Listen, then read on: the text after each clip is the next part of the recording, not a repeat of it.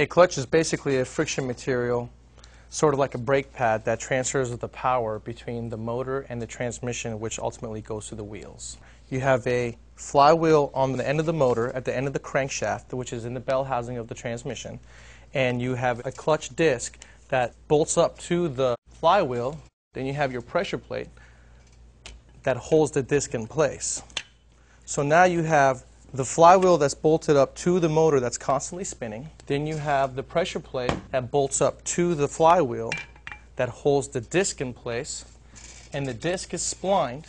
The spline's right here in the middle of the disc that'll go onto the input shaft of the transmission.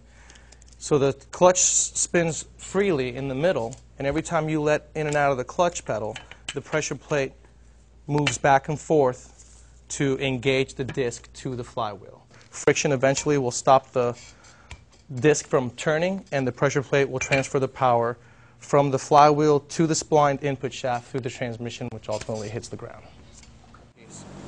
So as you can see, the flywheel gets bolted onto the crankshaft with bolts, and it is stationary with the crankshaft now.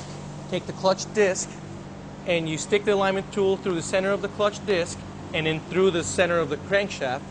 Then you line up the pressure plate onto the dowel pins. You can go ahead and start putting your bolts in. That's the actual motor. This is the end of the crankshaft opposite the timing belt. This will be covered up by the bell housing of the transmission. So now we're in the hole. We need to line it up.